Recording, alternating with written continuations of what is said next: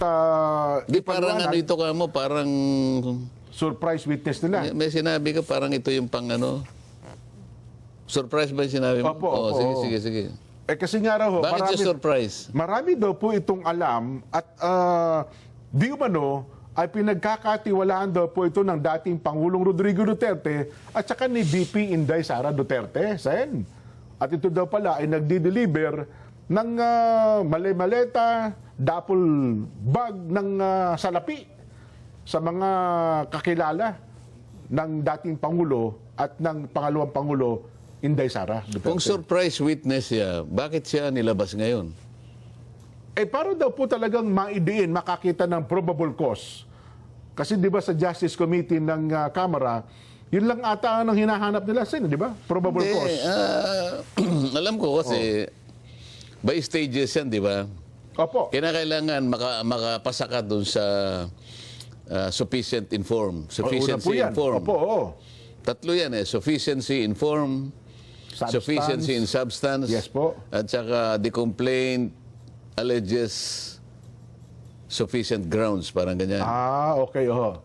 Kaya kailangan merong determination of whether or not the complaint alleges sufficient grounds. Opo. So nag-declare, di ba, sabi niya, ang pagkakaalam ko, nag-declare ng sufficiency of grounds eh. Yes po. O di sapat na yon. Bakit nagkakaroon ng hearing? Yun ang aking tinatanong sa'yo. Hindi, sabi daw kasi mukhang nire-required na rin po ata siya na magkaroon ng, dati tawag nila mini trial eh. Ano ha? Para, kumbaga sa fiscal daw po, pagkariwang kaso, magkaroon daw po ng basihan para maiakyat sa korte yung kasong kinakaharap ng isang tao. Hindi, mali yun. Ganun ho ba? Kasi nga, yung impeachment kasi, Opo. kung ikukumpara mo sa pangkaraniwang kasong kriminal, Yan, opo. Oo. ito kasi hindi naman kriminal, hindi civil eh. Hindi It's po. more on political eh. Ipaghalimbawa mo, kaya nga merong ang tinatawag nating maghahabla sa kanya, House of Representatives eh. Opo. Kaya nga sa setup natin, magsisimula yung impeachment sa House. Yes po, sa Kamara, oo. At pagkatapos na establish nila yung kanilang cause of action, kung tutuusin mo sa regular cause of action eh. Opo. Sa House naman, articles of impeachment. Sa mga tin, kung ilang pananagutan ang gusto nilang gawing para ihabla siya. Halimbawa, 10 articles. Prosecutorial ito eh. Opo. Kaya nga ang tawag doon sa mga maghahabla, prosecution. Yes po. Kaya sa tuntunin ng House, meron silang i-elect na 11 prosecutors. 11 prosecutors, yes. Sa mga tweed, ang nature ng impeachment proceeding sa House, inquisitorial lang siya. Parang preliminary investigation. Opo. Kapag ka pumunta ka sa piskalya, hindi nagtatrial doon eh. Ganun ho ba? Sapat na sa piskal yung madistinggin niya. Kasi noon, lalo na noon Opo, oo. ang quantum of evidence noon ay probable cause. Opo, oo. So masyado siyang mababaw. Na basta naisip lang ng piskal na May batayan ito. Okay ito. mukhang dapat ko talagang ihabla to. Isampa na sa korte So yan. pag nagsampa siya sa korte, aarestuin na siya. Opo. Probable cause. Pero ngayon kasi, binago na yun eh. Okay. Ang quantum of evidence, ay yung tinatawag nilang prima facie, Prima facie, opo. with sufficient certainty of conviction. Ganun eh. Yes po. Kaya ngayon, pag sinabi mong prima facie, almost almost sigurado na may kalalagyan to. Yung inireklamo, tama kayo. Opo. Oo. Oo. Ngayon, kung surprise witness, si Madriaga, ba't nilabas nila? Kasi itong mga sinasabi nila ngayon, ang talagang trial sa Senate eh. Ngayon lang, nakikita ko na yung halimbawa, pag nakita ko yung testimony niya, di napaghandaan ko na siya, ito tatanungin ko siya ng Yun ganito. na nga po, oo. Tatanungin ko ganito. Paano kung lahat ng tinanong ko bumagsak siya? Di wala. Kaya nga yung piskal, sasabihin niya lang, ikaw ba si Madriaga? Opo. Tetestingin niya lang eh. Kuminsan ang daming nahuhuli sa piskalya pa lang eh. Piskal, oo. Kasi nung nagtatrial pa ako sa bandang Laguna, Opo. may nauna eh. Pero kasi maliit lang yung opisina. Ito muna yung nauna. Oo. Attorney Nelson Lubao. Yan. Asan ang ano mo? Sir, wali ka. Asan yung akusado? Asan yung complainant? Ito. Complainant, halika. Sabi ng piskal, oh. Opo. Ito ba ang iyong salaysay? Oho. Ito yung complaint mo? Opo. Nako. Oh. Di ba puro kasinungalingan ito? Di ba tinuruan ka lang? Ganun sabi ng piskal, oh. Kasi po, ang abogado po patay na siya. Ganun lang naman ang ano eh. So pag na-establish niya, kahit na tinakot niya, Oho. pirma mo ba ito? Opo. Kahit anong gawin niya. Sige, okay. Pero hindi siya magta-trial na iisa-isahin mo ng ganyan na wala. Kasi kahit na iminamatwid nila na kasi may nakalagay sa amin dito na mag-hearing Yes kami. po, yun daw eh. Yung hearing na yon sa aking opinion dahil nga nahangga ka lang sa preliminary investigation, hindi ka magta-trial because ang trial proper sa Senado pa rin. Yes po, oo. Kahit nasabihin mo pang merong hearing diyan, yung hearing sapat lamang hanggang sa hangganan ng preliminary investigation. Hindi siya trial para ma-examine mo yung merits nung daladala niyang ano eh. Siguro ang sinabi niya halimbawa, Kanyang affidavit, ano? ikaw ba si Madriaga? Ito ba ito yung ganito? Ganito ba ito? Pirma mo ba ito? Ito bang taong binanggit mo rito, buhay? Ito bang ganito? Hanggang ganun lang. Pero yung merito nito, para ngayon ay tingnan mo yung kung bastante ang kanyang kredibilidad. Hindi yun ang ano eh. Ganun ho ba? Hindi yun. Kaya nga sabi ko, kung ito yung star witness para halimbawa gamitin nila, Against Vice President. unang-una, preliminary investigation lang to eh. Tapos ang quantum of evidence, sabi ko ngayon siya, prima facie. Nung tinatanong ata siya, balit-balita ko lang naman wala namang corroborative evidence eh. Sana man lang merong independent evidence gagamitin mo para yung statement niya totoo. Para walang ganoon eh. Mukhang siya lang po ata. So bagsak siya. Babagsak siya doon sa quantum nung certainty of conviction. Kasi kailangan admissible, kailangan corroborative. Paano mag-admissible meron daw checking Opo, yun. Isa pa yun. May hindi na nalabas ng cheque. Ito nga yung sinasabi ko, dito pa lang, lilitaw na yung bakit sila nagpakadalubhasa na ilabas ito kung ito pala yung kanilang pambato? Hindi, pero Sa akin lang naman, ha? Kung wala man daw po mga corroborative statements, baka naman daw po sa mga dokumento, mga hawak nitong papel. Kasi mukhang maglalabas daw po siya ng ng bank statement. Naglabas daw po siya ng waiver para makita ang kanyang mga record sa bangko. Hindi nga ganun ang tuntunin eh. Ganun ba? Kahit na sabihin pa nilang nakalagay sa rule namin kasi hearing o kaya trial. Opo. Pag binangga mo yung tuntunin na yun sa liwanag ng Constitution, hindi kasali doon eh. Ang merong trial, ang trial sa Sa Senado talaga dapat, Senate Court na po. yung bahagi na yun kasi, boss, sa kanya, ito yung aming tuntunin eh. Pero yung bahagi na yan, unconstitutional yan. May bahagi dyan na salig sa kasaligang pero kung magta-trial ka, hindi sinasabing ikaw magta-trial. Ilang masasabi ko doon? Ang problema... At saka dapat susuriin mo, yun bang mga sasabihin niya? Yun ba ay patungkol doon sa mga naka-identify yung mga yung culpable violation of the Constitution? Yes po, Kasi yung mga complaints baka naman hindi babagsak doon. So dapat piliin mo lang alin doon sa pinagsasabi mo ang pwedeng mag-qualify na impeachable offense. Hindi lahat naman ng offense kasi impeachable eh. Nako. Identified lahat yun, di ba? Pero may bigat ba yung kasi ito pala si Madriaga, may kasong kinakaharap pala ito Sen 2 kaso ng kidnapping ito at nakakulong pala ito. Sabi nila kahit na ikaw ay masamang tao, may record ka, katanggap-tanggap pa rin naman ang iyong mga sinasabi at pinapahayag sa ganitong klase na mga paratang. Pwede naman yun. Wala namang parang selective ka. Yes po. Basta meron kang kakayahang tumestigo. Kaya lang, yung credibilidad mo ang problema kung sakasakali. Okay. Mabuti pa basahin natin yung quantum of evidence, Jenna. Opo.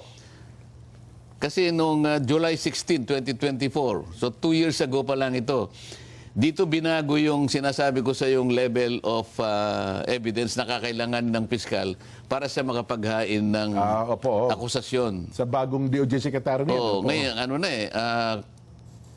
quantum of evidence, ginawa na Section 5 nung kanilang Department Order, Department Circular Number 015. Opo. So, July 16, 2024, binago na, no? Ang sabi nila, the quantum of evidence for preliminary investigation and inquest proceedings Opo. is prima facie evidence with reasonable certainty of conviction. Oho. Sa mga tweet, kapag tinuloy mo to, sabi niya, the quantum of evidence is met when the prosecutor is convinced that the entirety of evidence presented by the parties is, one, admissible. Number two, credible. C, capable of being preserved and presented to establish all the elements of the crime or offense. Oho. So dito siya ngayon susuriin Ayun. sa tatlong parametro na to. Kung halimbawa hindi siya credible, bagsak na siya. Kaya bakit siya pinresent? Kagat. Kasi yung, may strategy dyan. Lalo na kung yun ang inaasahan mong makakapagpabagsak doon sa kalaban mo. Baka naman ang strategy nila, Sen, sa kamera pa lang, gusto na nilang gibain kung sino yung nirereklamo nila. Hindi kaya ganun. Baka hindi sila interesado sa impeachment. Kasi baka alam nila na pagdating sa Senado, Mahirapan babagsak. sila, di ba? So, ma-achieve nila yung kanilang objective. Sa kamera pa lang. Dito pa lang kanya, huwag na natin, total wala tayong kalaban-laban dun eh. Oho. Bakit? 16 ang kailangan eh. 16 na Mahirapan boto. tayo makakuha ng 16. Kwenta-kwenta. Oho. Bakit tayo mahihirapan? Kwentahin mo nga. Opo. Bakit sila mahihirapan? Mas marami. Kung 16 mo ba kailangan boto nila? 16. 16. 15 sila ngayon eh. Oho. Yung sa minority, siyam. Ayan. So 15 plus 9, 24. Oho. O 15 sila, di kukuha lang sila ng isa sa amin. Doon sa 15, hindi mo rin masiguro. Baka meron pang, hindi mo, may makuha pa yung kabila doon eh. Di ba? Hindi, ako sa kwenta ko kasi, Oho. 4 doon sa 15, re-electionist. Okay. So, halimbawa, huwag na natin ano ang mga pangalan ha. Opo, oo. Kung re-electionist ka, Mabigat ang laban mo sa at 2028. Opo. ikaw ay hindi kumampi sa Vice President, Oho. sinasakripisyo mo yung boto sa Mindanao Yung at saka political sa career Visayas. mo sa Visayas sa Mindanao. Kalahati yun. Oho. Oh, Oho. 4 yun. Oho. So, 15 less 4, Oho. 11. Yes po. Oh. Hindi, kailangan kumuha tayo sa kabila. Ayan, Kaya natin takutin yung ano doon, yung 3. Kunyari, nakakuha ng 3. Oho. 11 plus 3. 14. 14 pa rin. Kulang pa rin, ano? Parang hirap nga tayo. Pero teka, yun. Teka muna, meron nga dyan, may mag-graduate, 2 eh. Opo. Yung isa, taga Mindanao eh. Paano? Okay. Yung isa naman, yung kapatid niya, baka yun ang kakandidato. So pagka bumoto siya ng Nang laban. mali, Oo. paano yung kapatid ko, baka hindi... Hindi man. Sa bali, actually, yung potential na mawawala, 5 eh, hindi 4 eh. So, mahirap talaga makakuha ng... pero teka lang, halimbawa, minus... Yun bang hindi dumadalo sa hearing? Halimbawa, absent siya nung araw na yon o kaya nung... Hindi rin siya bumoto. Ganun ho ba? Hindi Pero ba, ang basihan pala, 24 ang pa rin po. pinag-uusapan, boboto 16 for conviction. Ganun, oo. Wala siya, paano siyang boboto sa pag 16? Hindi pa magiging bilan nun, dapat 23 na lang kasi, halimbawa, si Bato, Sen, Oo. laging wala eh. Paano siyang boboto sa 16? Wala nga siya. So, hindi na ang basihan mo, 23. Hindi. Hindi, 24 pa rin talaga ang basihan mo. 24 pa rin. Ayun pala yun. Dahil nga siguro ganun, Sen, kaya sa kamera pala, kinakailangang mag-iba na natin, magawa na natin yung ating motibo. Kaya nga naniniwala ko dahil nga tinanong ko sa iyo, bakit Opo. siya pinresent? Kung surprise witness. Oho. Kasi sabi niya, kasi ito na lang ang pag-asa natin eh. Halimbawa ganun eh. Oho. Doon wala tayong pag-asa. So dito man lang Sa makaano tayo. kamera pa lang, oo. Ayan. Mabigat ang laban nga pala, no? Ay, naku. Anyway, saglit lamang po. Pagbalik natin, meron pa isang magandang paksa na pag-uusapan. Nahuli na raw si Saldico. Mamaya po, sa pagbalik ng Saganang Mamamayan. Ni Suliman. Ayan, ipagluluto daw tayo ng pinakamasarap na napindang, Sen. Yung paborito niyo pong, napindang ho yun, di ba? Pindang damulag. Pindang damulag. At saka yung kamaru. Ayun, ako. Alam mo yung kamaru? Opo, yung maliliit na na gagawin natin yung tawag yung Yung sinangag. kamaru, pinsan ng ipis ito di ba? Ay, hindi. Pero para sa putik po itong kamaru. O kaya naman ay yung tortang kamaru. Nako, the best. Anyway, Sen, balitang-balita po ngayon na nahuli na raw po sa Czech Republic si dating Congressman Saldico, Sen.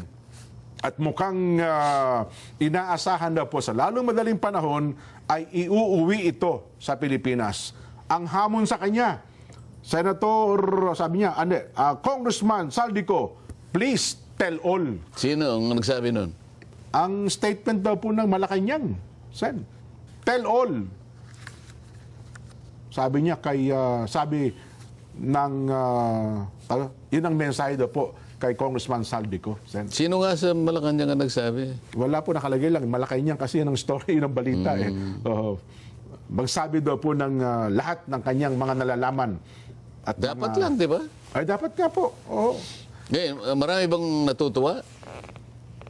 Ay, ako naman, Sen, kasi maraming may gustong pauwiin. Baka marami ho talaga natutuwa na mahuli siya at makapagsalita ng kanyang mga nalalaman talaga, Sen.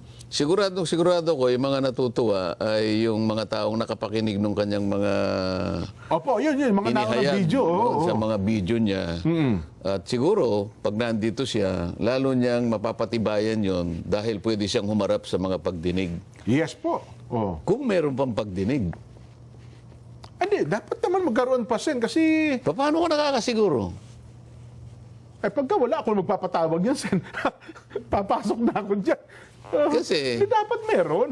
Hindi kasi naglabas na naman siya ng parang, ano bang tawag doon?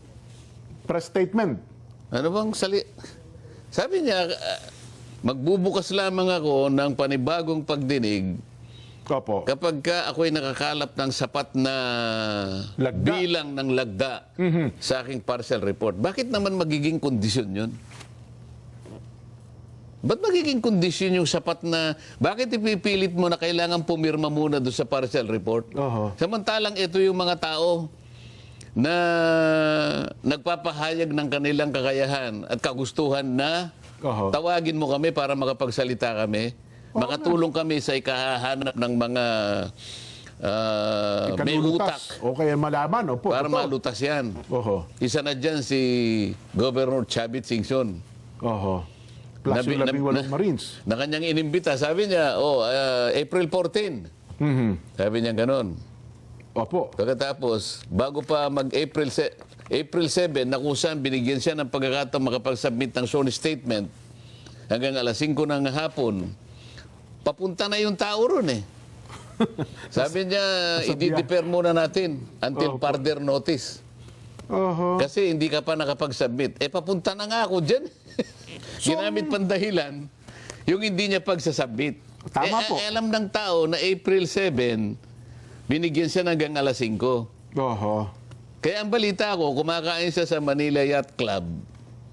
Malapit na sa Senado yun. Alauna, Opo. kahit lakarin niya lang, madali na Malapit, oo. tinawagan siya nung kanyang secretary. Oho. Sir, wag na kayong pumunta ron kasi at exactly 9:19 a.m. Ba? Oho, 990. binayber sa bahay niya yung sulat notifying him that the scheduled hearing is deferred Nako. until further notice. Isa nga sa mga dahilan doon, Oho. kailangan tayo makatipid sa kuryente kanya dahil sa may krisis tayo. Oh, tama naman. Pangalawa, Oho. hindi mo kanya na isubmit eh. Wala yung affidavit mo. Pangatlo, yun nga, kailangan natin ng additional signatures. So yun ang magiging batayan lang para ipatawag ulit yung pagdinig ng Blue Ribbon. Kinakailangan makakuha siya ng sapat na pirma? Oo. Doon sa parsa. Mukhang mali naman na tayo, Sen. Kaya wag kang masyadong optimistic na kung mo dumating si Saldico. Akala mo talagang yun na yung Hindi, asang-asang- pinakahihintay mo. Hindi kasi marami talagang gustong marinig, lalo kung sa Senado, ang pagsasalita nito si Saldi ko, asang-asa na ako, Sen. Oo nga, alam ko nga yun eh. Kaya Oo. nga, hindi lang naman ikaw, ang daming umaasa. Eh, paano yung ayaw umasa? Hindi, mali siya doon. mali po yun. Hindi kasi, bakit? Bakit, alimbawa, ikaw, Opo. nagluto ka ng pagkain, Oo, okay, opo, oo. pinatikim mo, Oo. hindi maganda yung pagkakaluto eh. Okay, maalat, no? Ano pa ba, no? Oo, Okay. tapos paano ba natin, pipilitin mo ba yung iba na kainin yan talaga namang ayaw nilang kainin? Nga, no? Gumawa ka ng report, partial report. Siguro, sa pananaw nila, hindi ba sabi ko sa'yo, majority, 15? Yes nga po. Minority siyam. Oo. Kung katanggap-tanggap yung ginawa mo, patay, pirmahan naman kasama mo. Meron po balita, 2 pumirma, Erwin at saka SP Soto. Mayroon na rin pong Nandun na nga ako. Oo. Sa tagal na yung ibinigay niya yung partial report na yan, kung talagang yung pagkakagawa niya, kumbaga sa luto, ay talaga namang katakam-takam, Opo. ay hindi mo na kinakailangan maghintay. Ay, talaga. Di ba? Baka kami pa maglapitan. Oy, patikim. Di ba? Oo, kung sa pagkain niya. Ngayon, gagamitin mong dahilan yun. Kinakailangan pirmahan ito Oo. bago ako magpatao. Parang walang connection eh. Ewan ko kung may nakikita kang connection. Baka wala ho talaga. Mukhang malabo talaga yun. Kasi kung ayaw namin pumirma, ituloy mo na lang hearing. Baka sa mga pagkakaroon ng pag-hearing, baka mabastantihan pa kami. Pumirma kami later on. O kaya nga yun ang sinasabi ko sa'yo. Oo. Sinabi mo, nahuli si Saldi ko. Ano ngayon, kako? Anong inaasahan mo? Hindi. Nakasalig pa rin doon sa kanyang kondisyon na kinakailang marami ang pumirma rito bago ako magbukas. Teka Tama lang. ba yun? Mukhang mali ata yun, Sen. Ha? Mali ho yun. Dapat lalo ngayon. Sabihin mo yung katwiran mo, hindi yung nanggagaling lang sa akin. Hindi po, Sen, mali po kayo dyan. Kasi ako sa tingin ko, maraming dapat malaman ng taong bayan. Kasi kung Sino sinasabihan mo? yung chairman po ng Blue Ribbon Committee, Ba't di mo mabanggit-banggit naman ang Senator Ping. Diyan, ba't pangiti-ngiti ka? Ba't di mo seryosohin? Senator Ping, baka naman pwedeng ipatawag. Nakangiti ka eh. Nakangiti ka Hindi, eh. kasi close kami yan, Senator Ping. Kaibigan ko po yun. Kaibigan natin yun, Sen eh. Oo. Ayun po, nakikiusap kami. Tuloy nyo na po yung hearing. Ipatawag. Kailangan mo bang makiusap? Siguro, Sen. Bako, ginamit ko na yung salitang makikiusap na Ang lang tayo. pinag-uusapan natin, nilimas ang kabang bayan. Ito. Hindi pangkaraniwang pagnanakaw ito. Oho. Ito ay paglimas ng kabang bayan sa tanghaling tapat. Sabi ko nga, alam mo yung magnanakaw, yung talagang magnanakaw dyan, ano? Opo. Nahihiya pa rin yan eh. Alam mo kung bakit? Kung minsan nakatakip ang mukha eh. Ay, siyempre ho. Di ba? Oo. Ayaw, kahit pa magnanakaw, ayaw nyo aminin magnanakaw siya. At nakakover siya sa dilim. Oho. Itong mga nagnakaw, walang maskara. Nakabarong. Ninakaw talaga. Hindi karaniwang pagnanakaw. Nilimas ang pera ng bayan. 1 trilyon mahigit eh. Tapos makikiusap ka. Oho. Hindi ba pananagutan mo, katungkulan mo, pananagutan mo sa taong bayan na naghihintay sa'yo Oho. na ilitaw mo ang katotohanan? Ba't kinakailangan i-kondisyon mo kung kailan ang pipirma pa? Yun na nga. Paano mo ako mapapapirma dyan? Bigla. Sinabi ko na nga, tawagin mo ito, tawagin mo ito, tawagin mo, tsaka si ganito at tsaka si ganyan. Tsaka tayo magkaalaman. Nako. Ayaw mo. O, dumating ngayon, sino nahuli? Si Madriaga. Parang gusto ko nga Hindi pagkumpara. si Madriaga yung nahuli. Si Ano ka ba Saldi ko. Hindi kasi Sen, gusto kong pagkumparahin. Tuloy, bigla ko lang naalala, si Madriaga at saka yung 18 Marines.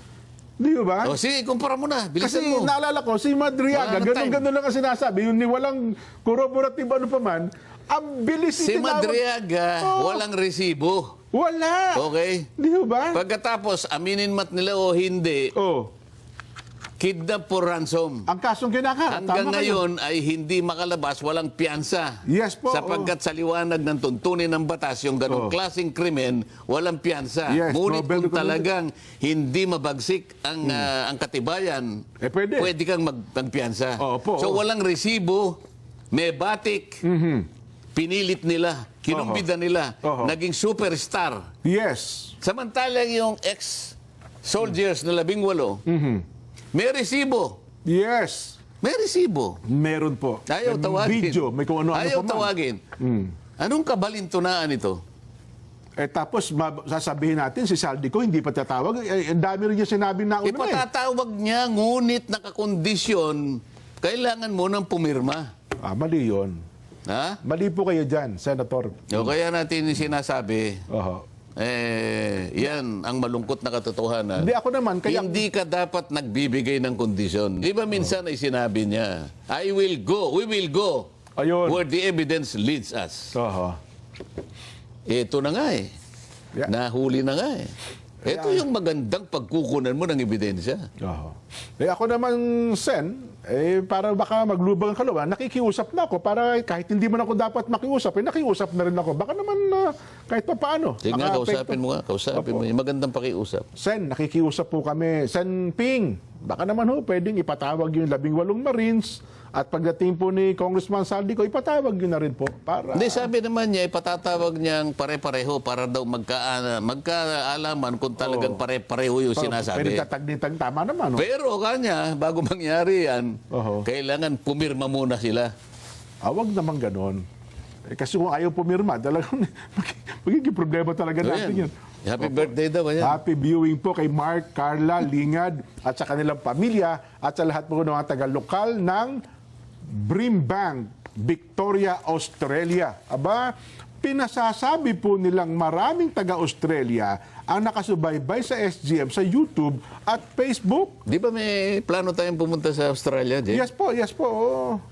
Nakakuha na po ako. May visa ko ba dyan? Wala kang visa? Yan naman. Kailangan pala visa. Di ba, apply na po ako Australia. Ang tagal niya, na? Opo. Baka hindi mo makuha in 3 weeks time. Hindi, padala niyo muna ako ng yung pocket money send. Hindi, ganitong gawin mo para madali. Oho. Mauuna na ako. Ganito nga eh. Opo, Kasi opo. magtatagal ka eh. Oo. Sa Papua New Guinea, walang visa. Doon ka muna pumunta, malapit-lapit na yun eh. Medyo Magkatabi yun eh. Opo. Pagdating doon, kausapin mo yung bankero. May mga bangka doon. Oho. Magsagbuang ka na lang. Ayos na yun. Advance happy birthday po kay Oliver Balye. Uy, si Oliver Balye sa aming prompter sa umaga. Birthday po pala niya bukas. Ayan. Magre-regalo ako sa ng chocolate cake. Para pampasalamat. Happy birthday kay Jean Lawrence Galion ng Quezon City at happy birthday kay Ofelio Tupal ng Las Piñas. Sen, marami pong salamat sa inyo. Salamat din dyan. Kahit wala si political analyst Nelson Lubao, ay Opo. kahit pa paano ay nabigyan natin ng konting pakinabang sana sa kanila dyan. Opo. At sana kahit na po napakataas ng gasolina at saka diesel, kami po yung maasa pa rin na makapagluto kayo ng napakasarap Masarap na hapunan. Ayan. Yan. Marami pong Huwag salamat. po kayong gagamit ng uling. Lalo kung kayo nakakondo, no?